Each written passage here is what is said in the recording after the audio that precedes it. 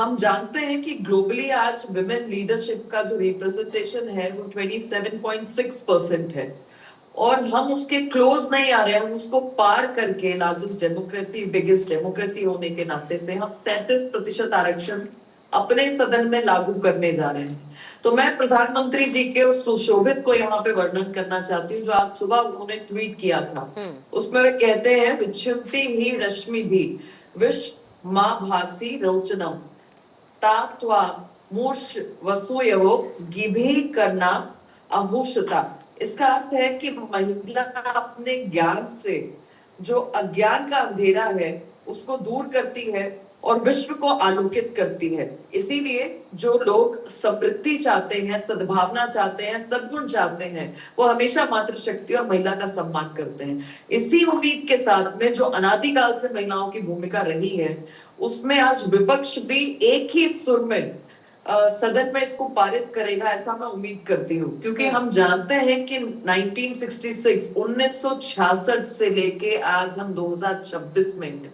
70-75 साल निकलने के बाद भी क्या हम इफ बट्स पे अटकना चाहते हैं? और मैं साथ में ये भी कहूंगी कि किसी भी राज्य को बिल्कुल भी घबराने आशंका की आवश्यकता नहीं है। किसी भी महिला के साथ धोखाधड़ी नहीं होगी।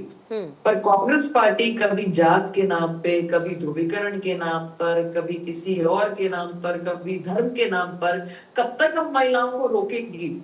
क्या सिर्फ दरी बिछाने के लिए, झंडा उठाने के लिए, वोट बैंक के लिए महिला की आवश्यकता है कांग्रेस को? कांग्रेस में क्या केवल सोनिया गांधी जी, बहुत सम्मान से कह रही हूँ, केवल प्रियंका गांधी जी इन्हीं को अधिकार है? भाई इंदिरा गांधी का भी युग हमने देखा है ना, और हमने नेतृत्व क्षमता भी देखी है। हमने आज राष्ट्रपति के तौर पर द्रौपदी मुर्मू जी को भी देख रहे हैं, और देश में पहली बार हुआ कि महिलाओं को केवल एक डिपार्टमेंट दे दिया जाता था, पर प्रधानमंत्री जी की इच्छा शक्ति से हमने विदेश मंत्री, हमने रक्षा मंत्री, हमने वित्त मंत्री, हमने आरबीआई की गवर्नर, ये सब महिलाओं के कार्यकाल को देखा है। तो मुझे पूरी अपेक्षा है कि जितने भी या सदन के अंदर वो इसको पूर्ण बहुमत के साथ में लागू करवाएंगे और पूरा दम लगाएंगे। लेकिन आपकी इस एक्सपेक्टेशन को क्या पूरा करने की तैयारी में है कांग्रेस?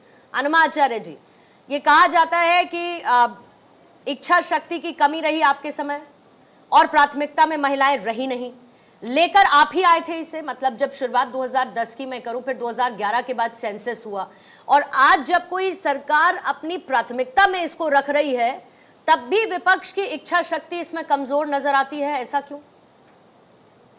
नमस्कार आप सभी को। नमस्कार। चोर की दाढ़ी में तिनका। मैं सुन रही थी बीजेपी की प्रवक्ता को, जिन्होंने कह दिया, एक बात जरूर कही कि किसी राज्य को डरने की जरूरत नहीं है। ये अपने आप में बता देता है कि इस बिल का पूरा गेम क्या है। ये महिला सशक्तिकरण या महिला रिजर्वेशन बिल तो बाद में है। अगर वैसा ही होता तो पहले जनगणना, जैसे कि कहा गया था 18 सितंबर 2024 को हमने भी पास करने में, क्योंकि हमारा ही आइडिया था उस समय राज्यसभा में और लोकसभा में पास इसलिए नहीं हुआ क्योंकि सुषमा स्वराज जी और अरुण जेटली जी जैसे लोगों ने 2010 में इसके खिलाफ आवाज उठा दी थी। नहीं तो आप सभी जानते, कम से कम आपने ये बोला, तो मैं आपको धन्यवाद देती हूँ कि 73वां 74वां संशोधन भी कांग्रेस लेकर आई थी, जिसमें पंचायती राज में महिलाओं को 15 लाख महिलाएं आ जाए, 33% से ज्यादा आरक्षण मिला। उसके बाद जब 18 सितंबर 2023 को यह बिल पास हुआ तो भी कांग्रेस ने कहा यह हमारा ही आइडिया और इसे तुरंत लागू करिए, लेकिन तुरंत लागू नहीं किया गया। जब 2024 में देखा कि भाई कुछ जगहों पे तो हम कभी नहीं जीतेंगे, तो इनका हिस्सा ही कम कर दो।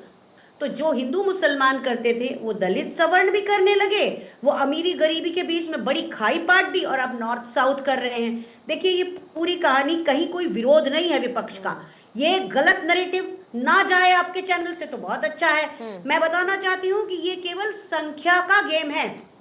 पहली चीज, ये 50% वृद्धि लिखा नहीं है बिल में, लेकिन 50% क्यों करेंगे? कहां से आया 50% का आंकड़ा? ये एक समझाने वाली बात है। क्या आप बता सकती हैं कि 50% क्यों कहा? जनगणना तो हुई नहीं है आपकी, फिर 50% का आंकड़ा कहां से आया? कोई बैठकर ये कैलकुलेट कर रहा था कि हम 240 पर अटक गए, तो उसमें साउथ का भी प्रॉब्लम हो गया, तो क्या करें हम? तो बिहार और उत्तर प्रदेश को मिला के सीटें बढ़ा देते हैं, 200 सीटें बढ़ रही हैं, और पूरे 6 राज्यों में जो उत्तर दक्षिण भारत के हैं उसमें सीटें बढ़ रही हैं। अनुमा जी आपको रोक रही हूँ।